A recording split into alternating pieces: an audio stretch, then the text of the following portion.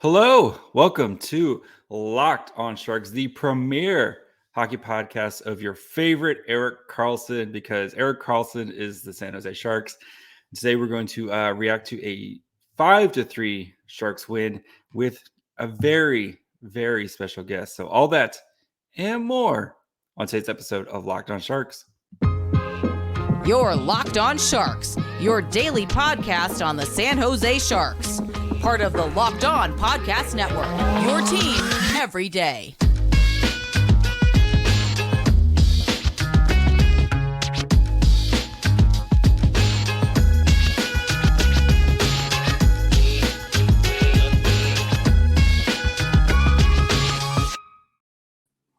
I'm your host, JD Young, contributor at Fear the Fin, San Jose Hockey Now.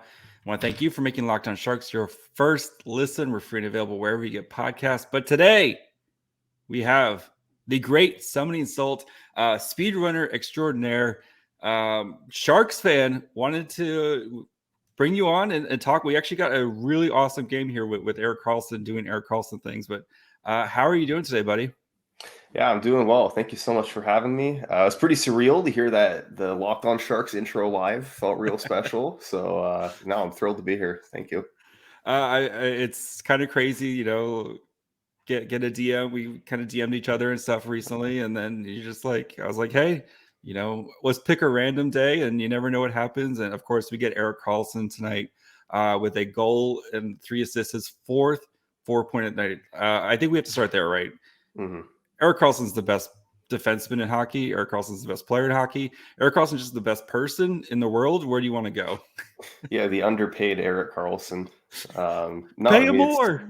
I mean, look, he's on pace for 109 points right now. Paul Coffey, right, was the last guy to do that, I think. But God, man, Erik freaking Karlsson. He just keeps going, like 2-point night, 3-point night, 4-point night. Have an off night, only get 1 point. He'll go right back to 2 or 3-point nights. I don't even know what else to say at this point beyond what you've been saying. It's just crazy to watch him night in, night out.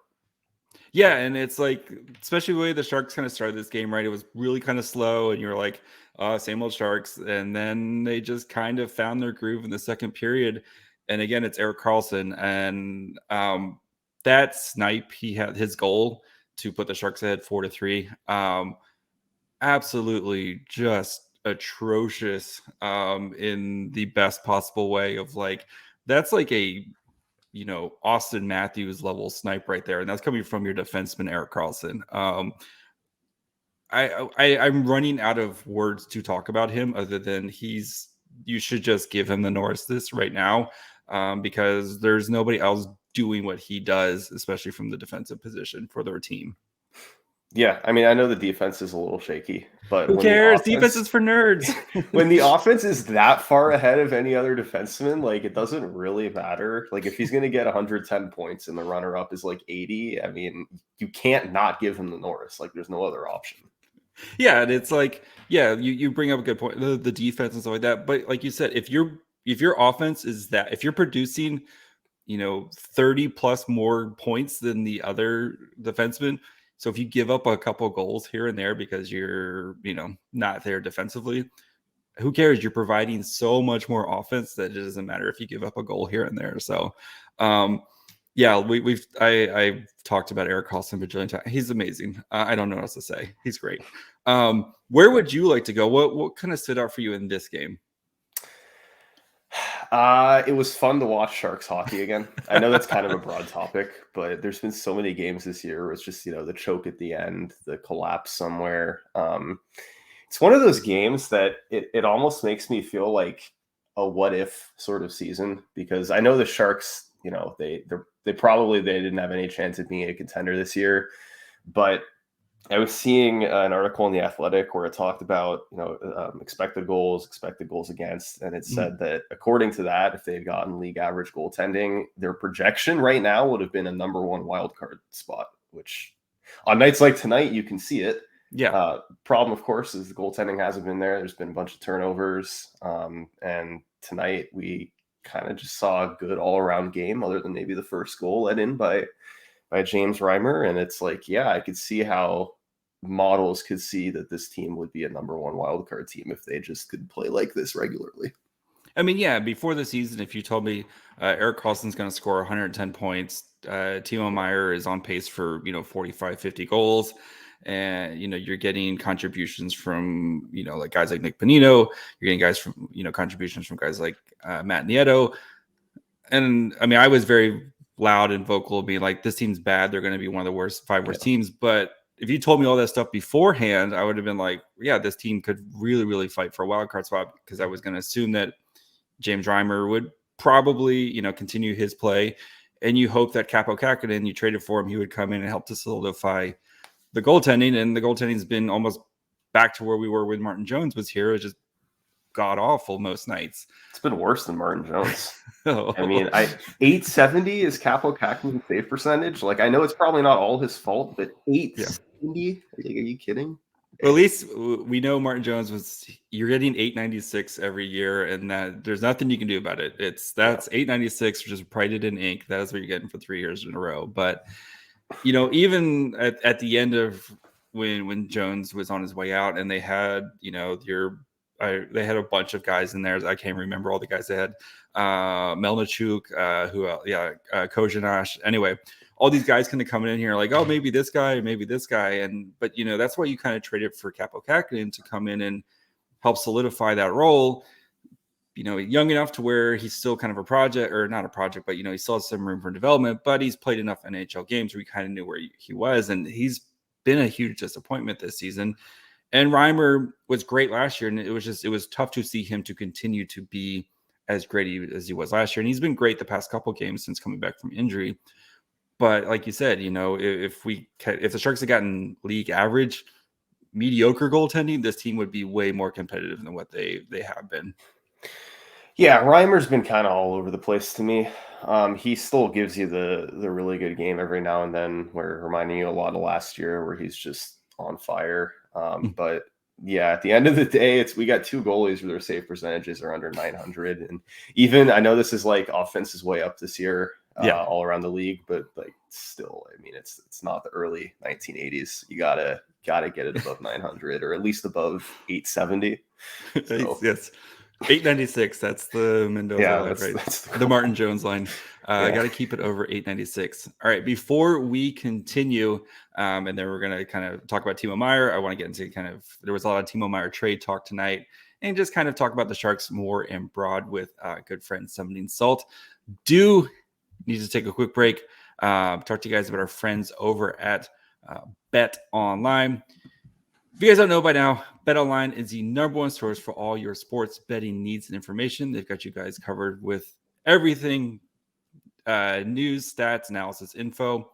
You have the latest odds and trends for every professional and amateur league out there. You've got pro football, playoffs are here. Go Niners. I'm trading in my Dolphins hat. Go Niners. You have basketball, college basketball. You've got hockey, of course. They've got you all covered at betonline.net.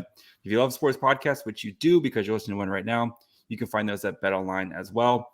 They're the fastest and easiest way to get your betting info in. So head to the website today or use your mobile device to learn more. BetOnline, where the game starts. All right, I would want to bring up Timo Meier because he was a monster tonight as well. And there's, I don't know if the second intermission or the first intermission, I believe Friedman talked about him being a potential, trade if the Sharks would allow other teams to kind of start working with his agent and his representation to try to get, a long-term deal done. I'm really sad about talking about Timo Meier being traded because he's really good. Yeah, I keep waffling back and forth over what I actually want them to do with him, because I mean he's insane, and he can, like, his prime can still be in the window where this team is competitive again if they turn it around in the next few seasons. Like 30-year-old Timo Meier is still probably going to be insane. Yeah, but obviously the way this season's going, they're obviously not making the playoffs, and they're. To use a term that you like to use a lot, of the creamy middle of the top 10 right now. If they hang on to Timo Meier, I would imagine they're going to trend more toward the number 10 pick than the number 1 pick, right? Like that's pretty likely, I would assume. And if they trade him, it's a lot more likely they'd fall closer to number 1. So I don't know. I am very on the fence. I don't know. Yeah, I mean that's a good point because like if you look at Tankathon, they have a nice kind of like strength of schedule. Where it kind of puts like the toughest teams to the kind of the easiest teams, and the Sharks they're ranked 14th right now, so they're kind of again in that creamy middle of teams with their strengths of schedule. They have this brutal road trip coming up, right? With this 8-game road trip that's all across like the East Coast, playing a bunch of great teams. But then you look at like some of the other teams that are around the bottom of the standings. Like Anaheim has actually the easiest schedule going forward. So you hope that maybe they could pick up a couple wins, right? The Coyotes have like the 24th easiest schedule going forward. Montreal, you got to keep an eye on. They have the toughest schedule going on forward, and they just got decimated by injuries, so they could be a potential free fall team here. But and then like Chicago, they're 21st. Nobody's catching Chicago. They're terrible. But you look at a bunch of these teams, and there's a lot can happen between now and then. Between now and the end of the season. But I think you still want to be in the top 5 heading into this draft, because like I talked with Will Scouch, he was saying if you're in the top 5, you're going to feel really, really good about your pick. You can still get one of those Leo Carlsons, et cetera type of guys who can come in and help to solidify your franchise going forward. But, it's like, like you said, like I've been saying too, with Timo Meier, he's just entering his prime right now. Like in the way he plays, I don't see him kind of just falling off a cliff type of you pay him now. And, by the time he's 30, you're probably still getting 30 goal Timo Meier for the next, 4, 5, 6 years. Right. Yeah, no, it's if we trade him, we'll get, some decent draft picks, maybe trending toward top 5 pick in this draft. But is that worth not having Timo Meier on your roster when you want to be competitive again in a few years? I wish I had a better answer than I don't know. It's tough. It's really tough. Because even if, say, the Sharks draft Leo Carlsson, are we sure Leo Carlson's going to be better than Timo Meier? Yeah. Honestly, odds are probably not. Like, there's potential for sure, but just on average, Timo Meier's like a 45, 50 goal scorer right now. Yeah, he's that's a high bar. Yes. I know Leo Carlsson plus whatever assets you get, are those going to be combined to be better than Timo Meier? Yeah, maybe. Exactly. Who knows? Well, then the other thing is, like, does he even want to stay in San Jose? And that's the thing too. Yeah, if he doesn't want to stay, then this is all mute, and it doesn't matter. If the Sharks could, the Sharks, I'm sure, could offer him a massive amount of money, and that would maybe change his mind. But if he's ready to go win a championship right now, he's in the prime of his career, and he can go try to win a championship and make as much money as possible, then best of luck, Timo Meier. I'll continue to root for you. So. All right. What other? I'm going to give the floor to you. What other kind of Sharks topic do you want to discuss? Boy, can we talk about Barabanov a little bit? Okay. I'm trying to figure out what to do with him. Is he a guy that you think Greer is going to want to unload, or do you think you hang on to him? What do you think? He is an interesting guy because his cap hit isn't too bad, right? What is he right now? I'm pulling it up Cap Friendly right now. So he's signed for this year and next year at $2.5 million. Put that in perspective, Oscar Lindblom is signed for the exact same contract at $2.5 million. On most teams, he's probably more of a kind of middle 6 type of guy. But he has really, really kind of solidified himself and shown his worth. And you see what, especially playing with Couture, like how it's kind of rejuvenated Logan Couture, because it makes Couture's life easier, right? Barabanov's really good at transition. He's really good at passing. He's really good at holding onto the puck in the offensive zone, especially in the cycle, and then finding that open guy. But if you're Mike Greer, I think other than, Erik Karlsson, who I know everyone wants to trade Erik Karlsson, but I just don't see it happening.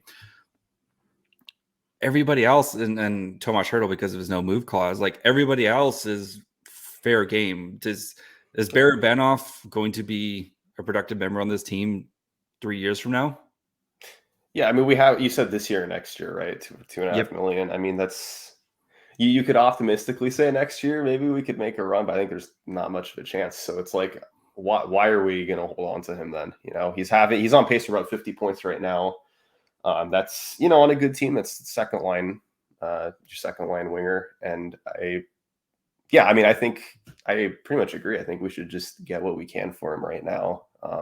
If we could get a first for Barclay Goodrow, hopefully we could get a first for Barabanov. I don't know Multiple how. first for you. Yeah, exactly. It's You like double package the points. Yeah, So. you package Barabanov and the Canes third round pick for a first round pick. I like what you're thinking. I like that. So that'd be really fun. So yeah, no, I think no, I agree. I mean, I don't think he's fitting in our window, like you said. I don't think he's gonna be a member of this team a few years from now, even if we don't trade him. So get what we can. Yeah, and that's just good asset management. You found him basically for free, right? You traded, for Suomela for him. He wasn't doing anything with the Maple Leafs. You gave him an opportunity, and he flourished in that opportunity. But then, again, that's I know he's doing well, and he's become kind of a fan favorite. But again, at some point he's going to be passed by your Bordelots and your Eklunds and your Robins and your Weisblatts, hopefully, and you're going to have to make room for these guys at some point. I know.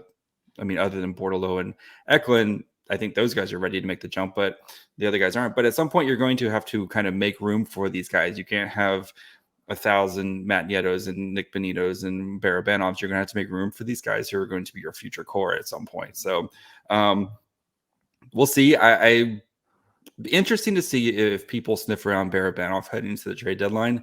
Again, especially with the year and 1 year left, 2.5 isn't that bad, but we know how tight right now the cap is with most teams kind of up against the cap. And I would wonder if the Sharks would be willing to eat salary into next year, but then you're kind of already eating burn salary. You've got the Martin Jones buyout. You've got to starting to kind of snowball some of these burn or these kind of dead cap hits here. If you want to eat Barabanov's cap for next year.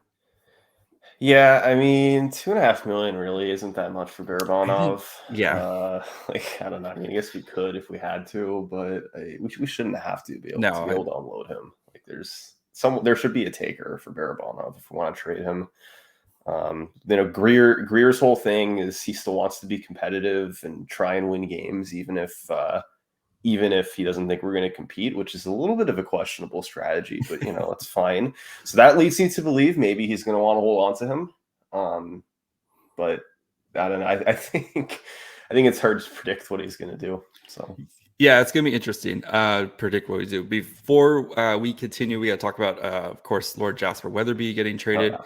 And then, we'll get into somebody insulting how you became a Sharks fan and, why you have not turned away or you're just stuck with us now. I haven't turned away. I don't know. We all ask the same question every year because one year it's going to make up for it. So before we do get into that, we do need to take a quick break. Talk to you guys about our friends over at Built Bar. If you guys know Built Bar, the best tasting protein bar on the market. They have a bunch of amazing flavors. I know right now, everyone, you just got to the holidays. You want to try to eat healthier right now. Maybe you got to work on the old gut like I do. That's where Built Bar can come in because they can be a nice, healthy snack for you. Each one is covered in 100% real chocolate. They've got great flavors like churro, peanut butter brownie, coconut almond. And if you don't like waiting, I hate waiting for stuff to come in the mail. You can actually just go to Walmart, pick up a 4-bar box of cookies and cream, double chocolate or coconut puffs. Or if you're close to a Sam's Club, run in, grab a 13-bar box of their hit flavors, brownie batter and churro. You'll thank me later. So again, go check out Built Bar or Built.com too. They also have a bunch of amazing flavors and they got new ones coming out all the time. All right. Lord Jasper Weatherby was traded to the Red Wings today. I know a lot of people are really sad. I have been a Jasper Weatherby fan for a long time. I mean, we literally gave him the nickname Lord Jasper on this podcast, and kind of speaking about timelines again, right? I don't think Jasper Weatherby kind of fit the Sharks timeline and, made the Sharks last year coming out of camp. played, kind of yo-yoed, mostly played NHL games, played some AHL games, and then this year kind of was regulated on the third or fourth line on the Barracuda and just wasn't producing. And it sucks giving up on a prospect that you've been kind of waiting on, especially guy is drafted, I think it was 2017 or 2018. So it's like you've been kind of waiting for him. But I mean, Mike Greer wanted to try to improve the Barracuda right now, and they got a career AHL guy who's going to kind of come in and play AHL minutes and maybe help some of these young guys try to turn a team that's been struggling to win recently. Yeah, Jasper Weatherby, nice story, but I'm not personally going to miss the guy too much. This year he's got 6 points in 39 AHL games. Yeah. He's been less productive in the AHL this year than he was in the NHL last year. Yeah. So like last year, if we make this move in the offseason, I'd be like, yeah, obviously, what are we doing? But I agree. There's definitely more value in trying to pump up the CUDA, get some more experience playing with all the young rookies we have on the CUDA, than hoping that 6-point Jasper Weatherby is going to somehow turn into an NHL player in his mid to late 20s, whenever that window would be. I don't know. I mean, I saw a post on Reddit where someone was just freaking out, like, this is the worst move of the season. Like, and it's like, no, look at Luke Cunning's the worst move of the season, and I will go to my grave with that. But no, I mean, I'm Jasper Weatherby, the guy, super great guy, great story. Like, I interviewed him. I spent like 5 minutes talking to him afterward, like, wanted to know about, me. Took a picture with my kid after the game. Like, super great guy, one of the nicest guys I've ever met. I'm rooting for him. I hope he can kind of find his game with the Red Wings here. But again, it's like the CUDA have a lot of young guys, right? And a lot of these young guys are kind of producing, and some of them aren't. And you look at like him, you look at like a Scott Reedy, you look at like an Adam Raska, guys who've been around for a little bit, and they're just not producing at the same levels that they were. And it's kind of confusing, especially with the increased talent, right? You would expect these guys to start to try to continue to produce somewhat similar to what they have made. I know they don't have the same roles, but with increased talent, you're not taking kind of that top line competition. You're kind of, I know, a little bit buried down on the depth chart, but it's disappointing when you kind of have to give up on a prospect. And hopefully this can, help the CUDA who really want to make the playoffs and want to get this group of guys playoff experience and, kind of get them going on a, winning culture. But yeah, I as a whole, I'd love to talk about the CUDA some more. I mean, I think they're very, very interesting. I had very high hopes for them to start the year, and they haven't been awful or anything, but I guess, I don't know, maybe I was just too optimistic, expecting a little more from them. There's a lot of rookies playing, so it's probably a little bit of high hopes. But yeah, I mean, this 2020 draft class, obviously very highly touted, and they all kind of moved on to the CUDA at the same time to start the year. Yep. A couple of them have been pretty disappointing in their production. Brandon Coe, Ozzy Weisblatt, they have 8 points and 5 points respectively between the two of them. And then, your Tristan Robbins, Daniel Gushin have been a fair bit more productive. But yeah, as a whole, I think maybe not as much offense from the group as I was hoping. And then obviously the defense hasn't been great either, as 2 of the 3 goalies had a save percentage under 900. Kind of a theme of San Jose hockey right now. Yes. Yeah, I don't know. What are your thoughts on CUDA as a whole? Have you been disappointed at all, or do you think it's still kind of what you're expecting? I mean, I'm a little disappointed. I thought this team would be kind of a little bit more competitive on most nights. And, with the rookies thing, there is that learning curve, right? Especially if a lot of these guys going from juniors to playing professional hockey. I know Eklund played a year in the SHL and played some NHL games last year, a couple of years in the SHL and played some NHL games. So you kind of expected him to kind of hit the ground running, right? And Bordelot played NHL games, and he played in Michigan, especially in Michigan, where you're playing with a bunch of guys who are already in the NHL type of situation, but like guys like you said, Coe, who I thought he would kind of hit the ground running a little bit quicker, especially given his experience playing in the AHL during the COVID season. I think he would probably be the first to admit too that he's disappointed with the way his season has gone. And even Robbins, who was really good to start the season, he slowed down recently. I think he might be dealing with a bit of an injury, kind of fighting through some of that stuff right now. But, it's easy. I mean, myself included, where it's like, hey, we got all these rookies. It's going to be awesome. They're going to come in and be great. And, there's a natural learning curve to some of these guys. And, I think they will eventually be good. But I think it's just a lot to expect them to all to kind of come in and be great together. Right. And I fell for it too. And they were really great to start the season. And then, once the defense kind of fell apart, the offense wasn't able to kind of carry them through that. And I think maybe they put too much pressure on themselves in the offensive zone to try to score.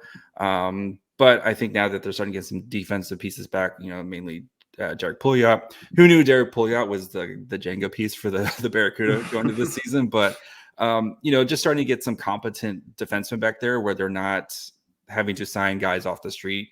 You can kind of start to build that up, and, you don't have to push so much, I think, in the offensive zone. And we should start to see them, hopefully start to gain some momentum here going into the back half of the season. Yeah, it's always tough going from juniors to pro hockey in the AHL. Like Brandon Coe, obviously huge league change, but going from 101 points to 8 is pretty jarring.